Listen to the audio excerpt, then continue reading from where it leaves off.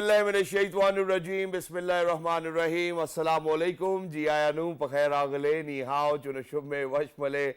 Ohaya gozaimas. Guten Morgen. Hola. Bonjour. Privyet. Kaifa hal?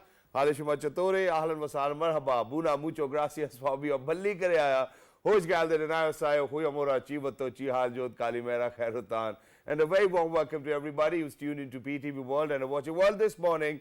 Alongside my very well-learned colleague who happens to be Miss Hajar Satti. I happen to be Shahzad Hassan Khan, and we hope and pray that everybody out there is doing wonderfully well and that you're ready to kickstart your day with us. But first things first, hello Hajar, Assalamu alaikum. How are you feeling today? Walaikum assalam. Thank you so much, Jazakallah khair, for introducing me. It's a fine Thursday morning in Islamabad, and PTM has forecasted some so heavily intense rainfall in the coming week. So we are going to see that if the temperatures are going to drop or no. But having said so, we are also observing the World Maritime Day today. So, and the theme of the World Maritime Day is navigating the future, safety first. The world relies on a safe, secure and efficient international shipping industry, which is an essential component of any program for the future sustainable green economic growth in a sustainable manner. And that's why this will focus on bringing the knowledge gap towards safer shipping. And Hajar, in addition to this, this theme, navigating the future, safety first, will allow us to focus on the full range of safety regulatory implications arising from new and adapted technologies and the introduction of alternative fuels, including measures to reduce greenhouse gas emissions from ships, as IMO, the International Maritime Organization, strives to ensure the safety and efficiency of shipping are maintained and potentially improved so that the flow of seaborne international trade continues to be smooth and efficient. On this day, IMO seaports, logistic companies and other maritime organizations will be immersed in blue light to honor the World Maritime Day. And not just that, I think in addition to this, we really need to kind of understand how, the 80% of the trade of the world actually is by sea. And 90% of Pakistan's trade is by sea as well. So it's really important that we kind of speak about it, the aqua economy, not just that, climate change and its impacts. God forbid, if there's any, what do we call it? Probably, if there are two countries who really do not like each other. Defense cooperation, we need to have it and make sure that our blue economy or the seas are safer when we talk about having a vibrant blue economy. So without any further ado, we would like to further dissect these topics, delve into it, and how can we make ports more safer for consumption and more innovative in order to explore the blue economy. We are very glad that we have been joined by someone who happens to be heading a think tank. He's a very prestigious personality. He has joined us in our studio. Happens to be Commodore retired Babar Haider Bilal Sahab. He is Sitara Imtiaz Military and who also is the Vice President of NEMA. Assalamu alaikum, sir, and thank you so much for joining us. Thank you very much. Good morning. Assalamu alaikum to everyone. Right. We are celebrating the World Maritime Day today, and like Shahzad mentioned, we also need to touch upon the aquaculture and when we talk about the climate change and its threat. So sir, we've seen that in 21st century the model of security paradigm has evolved, right? It's not just limited to particularly the defense, it's protecting your people against the climate change, against the threat of food insecurity, and there are lots of other spectrums, right? So when we talk about the blue economy, how can we make our ports more vibrant, more safer, and a place where the innovative technologies can come in? Basically, once we're talking of the ports, the world has moved on from the old vintage ports to the smart port concept. All right. They are using the computers. There are 5 special technologies which has been adopted by the ports, and moreover the cargo which used to be handled by the, now it is from the factory to the consumer table. The whole the food the chain, logistic chain is part of the port operations. Sir. So I think Pakistan is far behind for the time being, right. But we are also putting our house in order to go into smart port concepts, right. And slowly inch by inch we are moving. So Babar Bilal Haider Sahab, there's one more thing that we really need to kind of speak about today. For all our audiences who are out there, we go out in 46 different countries. Obviously, Karachi port, Gwadar port, since we are talking about smart ports over here as well, are the backbone of our economy. This is where all the trade happens, whatever income is going to be generated, that will kind of add on to the economic future prospects of the country as well. Why do you think, since we have just built or we are still working on Gwadar port, you will share the status of it as well. Why do you think that we're still far behind from what sort of technologies needs to be adopted in terms of port technology? Basically, the first thing is the funds. The port business requires lot of funding. Okay. Like Gwadar port, we built in 2003, started in 2003, completed in 2007. There are only 3 berths. Compared to Right. the Jabli Ali, Salala, the Deccan port, they are in 70 berths, 60 berths, Okay. and they are 18-meter draft berths. The ship of 18-meter can be, aircraft carrier can be be logged in, docked, yeah. but our ports are 14 meters, 12 meters. So we need to ये put बनाने वाले money. कौन थे? We need to put money into it. All right. It is a money intensive. Okay. Secondly, we need a business. Pakistan total cargo handling last year was 106 million tons Right. cargo against the present capacity of 180 million tons Karachi and Port Qasim combined capacity. All right. So we do not have a cargo to be handled, but once the Gwadar port and the CPEC projects come into full bloom, we anticipate that there will be 450 million tons of cargo available to be handled by And how much is Gwadar. it in dollars? How much is it in dollars though? This Pakistani business at present it is about 85 billion dollars business which we are dealing it, and the part to this is also out of this 85 billion we are spending about 10% of this amount on the freight charges, which Right. we are paying it to foreign shipping companies. Somewhere around 8.5 billion. 8.5 Yeah. billion. Look at, we are asking 1 billion, 2 billion, 7 billion from the IMF, but at the same time we are spending so much money on this freight charges. So Yeah. if we look into this blue economy, once we were mentioning it, if we just focus on the shipping business, Yeah. Pakistani flag business, we can save lot of money, lot of precious $1 billion on only one out of this Wow. one And subject. I think that is why we need institutions like NEMA, because they are pivotal in projecting such information out there and making sure that there are platforms out there through which we can generate our economy. So, Babar Sahab, we've also heard this news that Pakistan has found some really intensive oil reservoirs in our in our blue oceans, right? So, when we talk about more cleaner energy and with the advent of the climate change, there are lots of conversation going on. We want to have more greener use of the energy, right? So how can we transform our ports that have become a more breeding ground for Yeah. more intensive or more like cleaner energy when we talk about it? Once we are talking of clean energy, I think the people are thinking of replacing the oil or gas with the solar energy or wind energy or tide energy, but wind and tide energy are still in infancy. There are pilot projects around the globe running, but it is a still costly business. Okay. But wind energy, we have wind channels somewhere in Garo and some along the coast also. We can put the wind turbines and we can generate electricity out of it. As far as port is concerned, I personally think that the shipping business will evolve its technologies, like Pakistan National Shipping Corporation has also adopted new fuels, they have modified their engines, they have modified, because it is now compulsory on Pakistani shipping also as per the IMF rulings that by 2030 all your ships should be conforming with the global standards of fuel, less So we're going carbon to see emissions. hybrid ships now. That is hybrid ships. There are certain ships which are running on the solar. Really? Yes, they have taken the voyages. Wow. But it is a new technology. It will take another 20, 30 years to be adopted by the rest of the world. But for Pakistan, nations like Pakistan, we need to adopt at least the cleaner fuel technologies Yep. for the shipping. We need to modernize our ship shapes so that they should produce the less noise. Noise is also one of the pollution which is created for because that hurts the maritime life underwater. So we need to look after that. So there are certain now compulsory standards being enforced on all over the global shipping.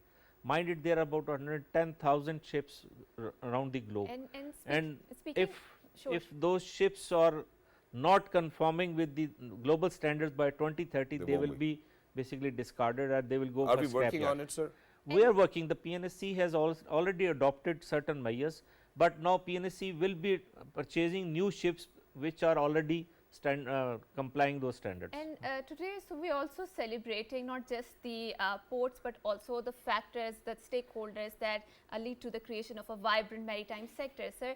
So now let's not also discount how can we make the decarbonized shipping a more safer space, and considering the fact that when you're talking about the solarized shipping or hybrid shipping going on, we're also threatening the interest of very powerful, carbon industry players, who are solding carbon, all of these gases and all of these CNG material. And how can we reconcile, their interest while at the same time making the environment is safer? Basically, I think we do not have to do anything special extra. Yeah. The rest of the world has already passed from this phase. Okay. They have adopted new standards.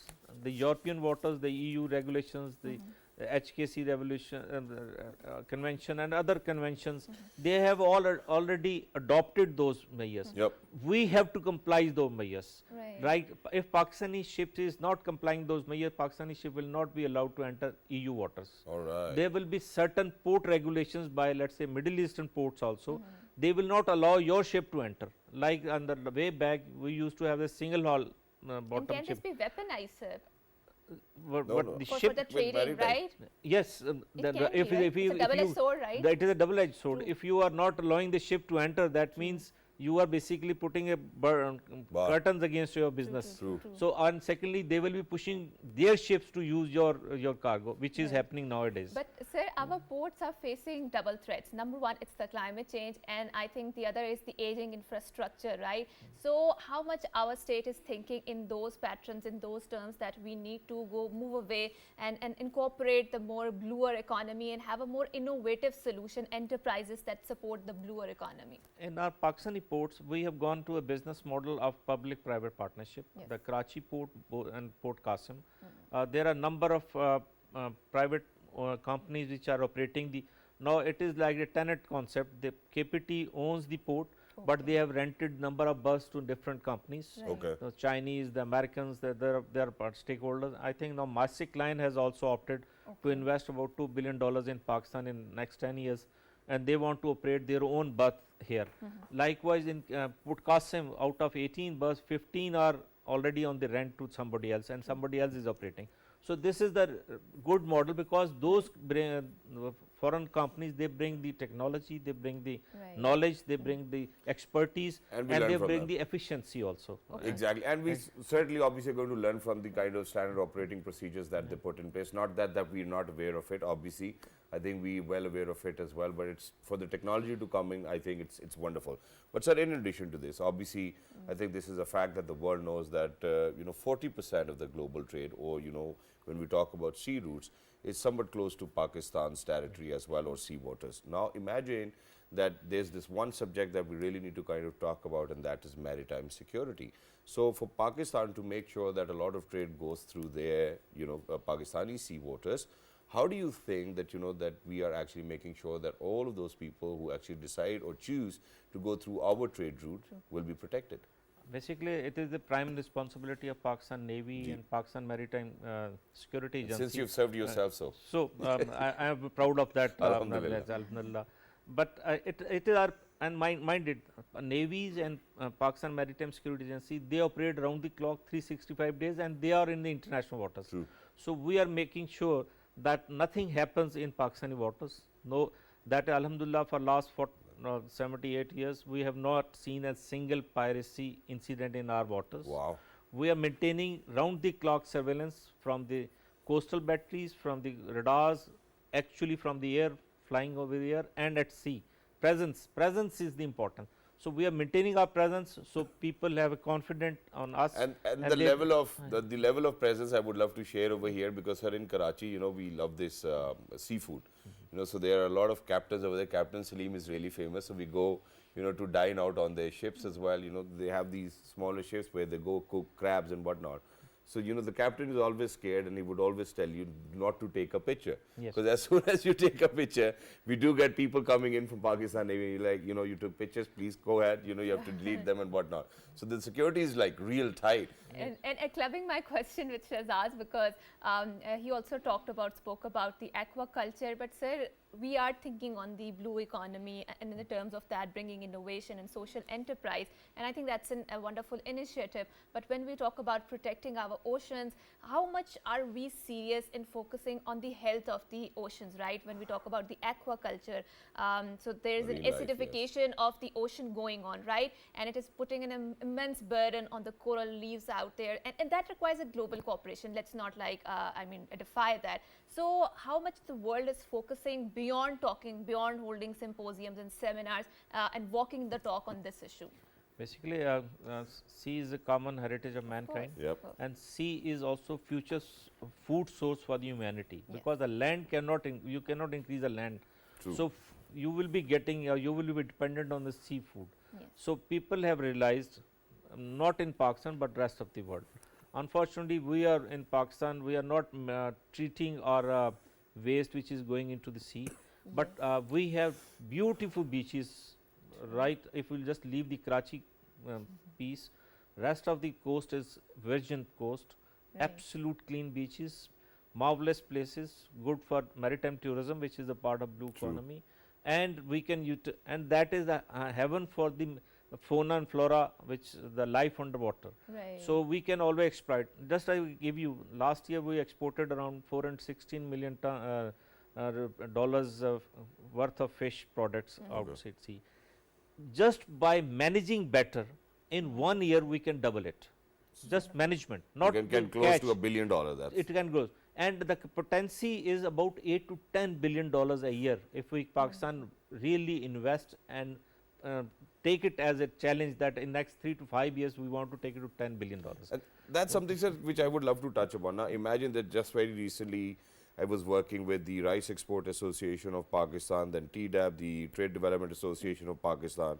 Not just that, I was hosting the Pasha Awards. Now, imagine the rice exports this year was at $4 billion. The IT export, obviously the mentioned one, is $3.4 billion. So, what is it that is not allowing you to, or the people who are actually affiliated with the maritime industry, to double the figure? What are the challenges that they incur? Missing gaps. A Yeah. missing gap, first thing is the continuity of policies. The investor needs guarantees that the budget requirement, the taxation regimes will Continuity. not change for certain period of time. It is a commitment. Right. Yeah. Unfortunately, we are not committing the thing for a long period. True. Like I know one of the Pakistani who wants to bring ships in, and he owns about 40, 50 ships. Which guy? But the problem is that he needs a guarantee of 30 years, and Yeah. it is very difficult for the government also to give 30 years guarantee. But until and unless we will not be able to get that type of benefit. But at the same time, if we see in the larger interest, if we see as a policy that if we want to double this fish catch or double or triple the profit, I think we can always plan 5 years plans, 3 years plans, 5 years plans, and short-term commitments, short-term commitments by Yeah. the government, some incentives by the government, and the people are there to invest. And in I this will share business. my own story over here. Now, sir, imagine that, for the very first time I decided to import a car for myself. Obviously, it came by the sea as well. Now, when I imported the car, the duty was at 62%. The car didn't reach, but the duty jumped up to 122%. So, I think these uncertainties really need to be kind of controlled as well. I will take you back in time where, we were facing electricity shortages in the country. That's when the IPPs came up. Now, everybody's talking about them.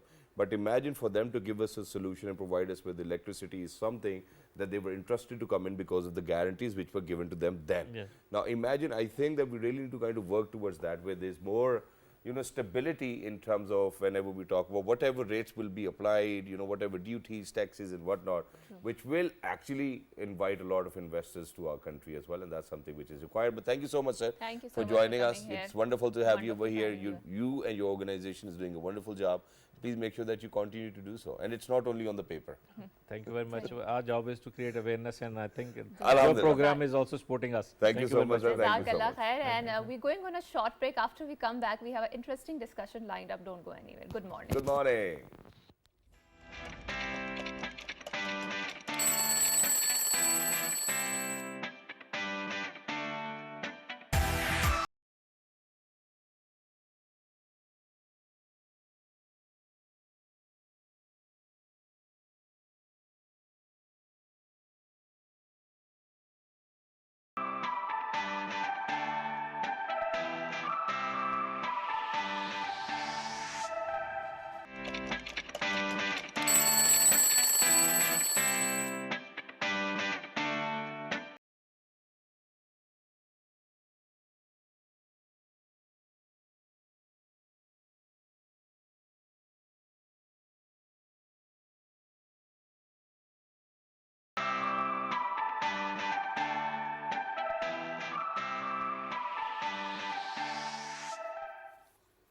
Welcome back, and before going on to the break, we were discussing about the health of the marine, oceans and the blue economy, and today happens to be 26th of September. So we are also going to discuss the environmental health. So it also happens to be World Environmental Health Day, and the theme of World Environmental Health Day is environmental health, creating resilient communities through disaster risk reduction and climate change mitigation and adaptation. And every year we take a day to reflect on the profound connection between our health and our environment's health. World Environment Health Day is a crucial reminder that the well-being of the planet and its inhabitants are deeply interconnected. Pollution, climate change and deforestation continue to threaten our ecosystem. It's vital to focus on how clean environmental contributes towards the human health. And Aja, this year's World Environmental Health Day theme will emphasize on creating resilient communities through disaster risk reduction and climate change mitigation and adaptation, which has been adopted in alignment with all the environmental health functions. And imagine that Pakistan has been at the brunt of climate change itself as well. So, you know, we certainly need to come together to make sure that we are planting more trees, that there's less carbon footprint, that, you know, that there's less plastic consumption as well. So everybody, please make sure that you come together in making sure that our environment is healthy. And Shahzad, we cannot discount the factor that environment imposes on our own health, right? So the nature, being in the nature, and nowadays there are lots of conversation, especially when we talk about the mental health, that how vital it is in order to protect our mental health. We need to be in the nature. So to further unroll this conversation, unearth what are the mental health issues that Pakistan is suffering or younger people are suffering. We are very glad that we have been joined by someone who happens to be the HOD of the Psychiatry Department in Ayub Teaching Hospital at Aptabad. He happens to be Professor Dr. Aftab Alam Khan. Assalamu alaikum, sir, and thank you so much for coming to our show. Wa alaikum assalam. Very good morning. And it's an absolute pleasure hosting you, Dr. Saab. So we have seen that in the recent years, the mental health crisis is on the rise. So we find that a lot of people are going through depression, anxiety, all of these mental disorders. What is making, what is we are doing differently in a lifestyle that is contributing towards these diseases? actually, I think before answering that question, I think we need to talk about the global burden of mental health. I think Sure. And what the statistics look like. The context is really important. Of course. I mean, what WHO, World Health Organization, tells us that 1 in 8 people in the world, they are suffering with a mental health problem. हम तो घर में 11 लोग हैं. So this basically translates to over 970 million people, which is a staggering number.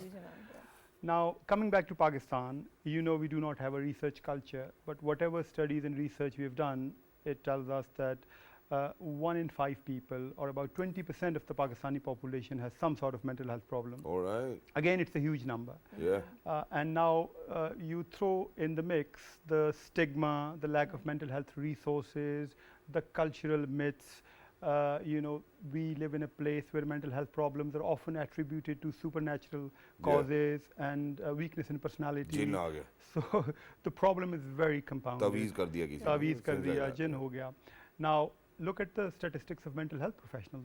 We have less than 1 psychiatrist for 400,000 people. All right. Which is again, you know, so we are tackling with a huge, huge problem, and we are not ready for that. And sir, before we actually speak about the scale of this problem, there's one other problem as well. Now, imagine that for all of those people who will be providing you health care, you know, in such illnesses, you know, most of the time, do you know what we get to hear? that the psychiatrist himself, unfortunately, is probably has lost it. Now, imagine that this is something which needs to be addressed. I mean, if people will not have the confidence on the healthcare giver, how do you think that we will solve the issue? I Please. think before I answer that question again, I'll have to say something very basic. Sure. That each and every human being has mental health and physical health. Yeah. So me, you, Hajra, everyone has got mental health. So in a similar way that we get physical health problems from time to time, we get mental health problems from time Okay. to time. Now, there is no research which tells us that psychiatrists are likely to get mental health problems themselves. But, you know, on the contrary, I would like to say, if an oncologist gets cancer, it's not a problem. If an orthopedic surgeon gets a broken bone, it's not an issue. True, true, If a cardiologist gets a heart attack, it's not an issue. True. But why is it a problem if a psychiatrist gets a mental health problem? True. That's know, very true, and so- thank you so much for pointing out these psychiatric burnouts that you are referring to, right? Because they're working Wonderfully also. answered. Yes, and they're also getting that trauma from a lot of their patients or people who are seeing them. So, sir, now focus. Let's come and focus on the this issue of the medicines, right? So if you go to a psychiatrist, if you have anxiety, if you have depression, they will prescribe you some medicine, right? And in that, I think we also sometimes overlook the external factors which are creating that mental disorder. So, for example, if you see the modern day stresses and triggers, I mean, if there are problems at your workplace, so those problems are not being addressed. So, for example, if you do not have the pay raise, and that is contributing to a lot of financial problems, which is making you depressed, right? So, if you're not addressing the pay raise rather than you are taking the medicines, that's not going to help you in having a more vibrant healthcare. So if you're right? not addressing the Yes. grassroots problem. Yes, so how do we deal with this problem? You know, instead of addressing the external sources, you know, we are just going and taking the medicine out there, which is not helping at all. Again, I would say it's a complete myth. Okay. Gone are the days when psychiatrists were relying only on medication. Okay. The approach that we have these days is biopsychosocial, which means that medication is part of the management plan. Okay. And before we go to the medication, we focus on lifestyle changes. We Right. focus on psychological treatment options. We look at the external factors and see if we can help them out. Yes, medication is important like any other illness, and it's Right. part of the treatment plan, but it's not the only thing that we're looking at. And sir, thank you so much for saying that. But I believe that, you know, it's because of the fact, you know, obviously we're Right. short-sighted on this subject, so you're here to guide us. Now imagine if we have a broken bone, you know, somebody will come, the doctor will operate on it, we'll have a plaster, you know, God forbid if there's some infection, we'll have an antibiotic, it will treat it as well. But with brain, it looks like as if the entire treatment is via Bluetooth, you know, so nobody's touching us. There's multiple questions out there, you know, so you have to choose in between them, and then the doctor will decide whether you have a problem or not, you know. So it's not very realistic, you know, the entire diagnosis is not realistic when it comes down to mental health issues. Yes, I think I agree with that mental health is pretty subjective. And unfortunately, we have not been able to develop very objective investigations like we have with other physical health problems. Yep. That is true. But we have our own ways of diagnosing patient, which Right. is a very good and thorough history and a mental state examination. Is it based on intuition as well?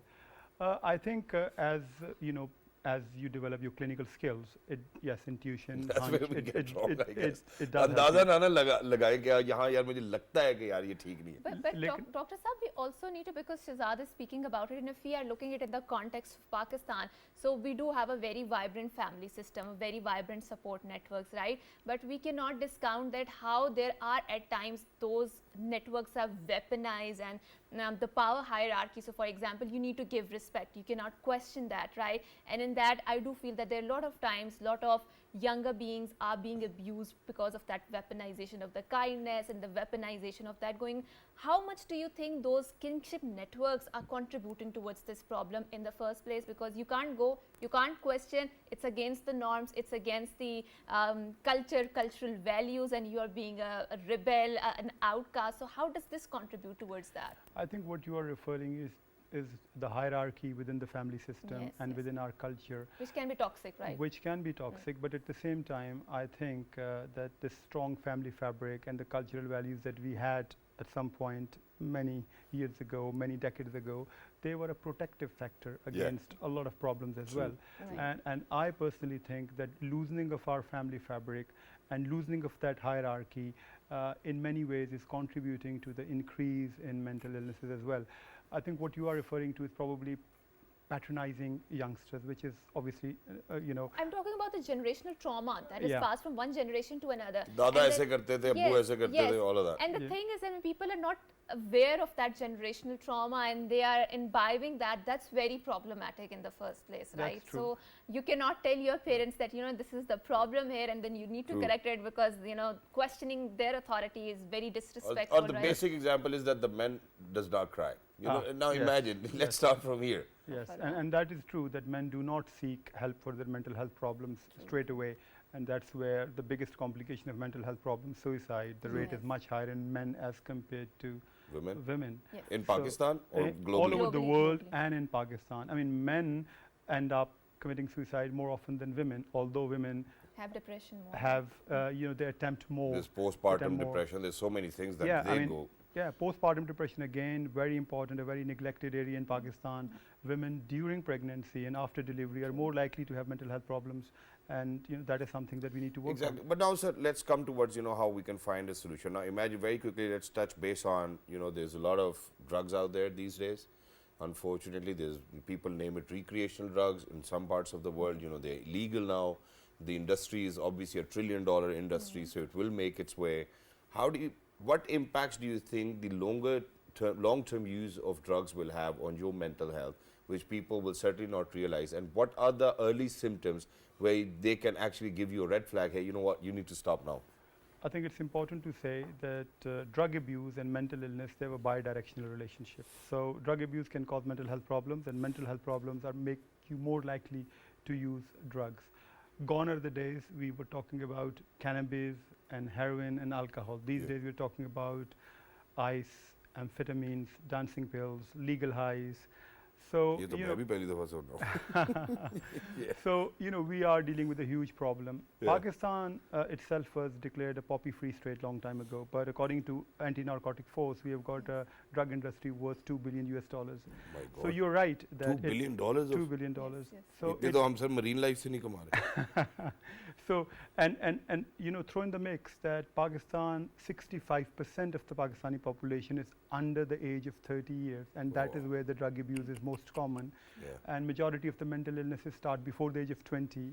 So, the problem is very compounded, and I think we need to work a lot. We have got very poor laws regarding drug abuse. The mushroom growth of unauthorized rehab centers is again a big problem. Oh, yes, oh, yes. Everyone is in the field of drug rehab center, Exactly. people who are not qualified, people who are not authorized, playing with the lives of the people. So, And we have seen so many relapses, right? Because they went to these rehab centers and they are not being able to cope up with that entire situation. And then, it goes that the patient goes again in that same situation. But, sir, very quickly before we wrap up our segment, so we have seen that loneliness, and we have seen that there are ministries, particularly in the UK and the Scandinavian countries, designed to combat this social menace which the West has designated as the loneliness, right? So a lot of younger people are feeling loneliness, and that is contributing a lot towards the mental health crisis. Please quickly explain its intersection and how can we have a more vibrant societies where we can support our younger people who feel lonelier. you're very right. Social isolation, loneliness is connected to mental illness. In fact, it is one of the biggest risk factors. Yes. I mean, when I worked in the UK, I remember we used to have a befriending service, which meant that there was a designated person who was paid to go and spend time. I was about to with talk people. about this, yeah. Yeah, There are spend time- cuddlers as well these days. Yeah, you Yes. need cuddles? Okay, call somebody over. Wow. So yes, and we are seeing that in Pakistan too, that with the loosening of family fabric, with the rise in materialism, with the drug use, people are getting more and more socially isolated, and that is one of the reasons that mental health problems are on the rise.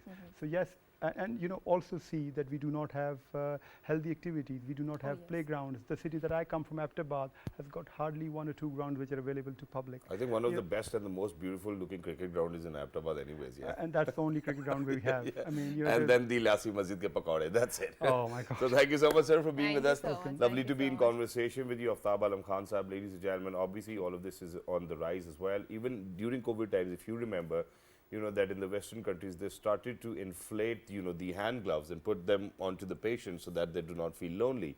And it will have its impact. We do realize that life, obviously, you are the only one person who's actually going to go through it and live through it as well. Not a lot of people will come to it. If you are actually going to kind of be just with that I think it's going to be perfect for you. And Now imagine right. that the amount of expectation, Haja, we have from a lot of people is not something that you really need to get in life. I think in life, first thing that you need to do is just the way you are, settle yourself like that, and people will certainly come the way that you want. And I think no matter how much modern we become, so the modern man does realize it at some point that reverting back to natural methods and in being the nature is the best way. And we've seen that a lot of wellness models that West is now trying to cope, like meditation, like all this Sufism, is coming from the Eastern society. So harkening back to your roots is always the answer when we talk about the mental crisis, obviously compounded with other factors like psychotherapy. And one of its aspects is obviously, you know, how our religion actually allows us to get married 4 times anyways, you know, so, you know, getting rid of loneliness. बस मर्दों की बातें इधर ही आ for गई everybody, हैं। I think चार दफा शादी कर लो, you're ये going to get married to a Okay, we woman, are right? closing up this segment. Until next time, it's a goodbye, Allah Hafiz, and thank you Good so much. morning. Good morning. Thank you so much, sir.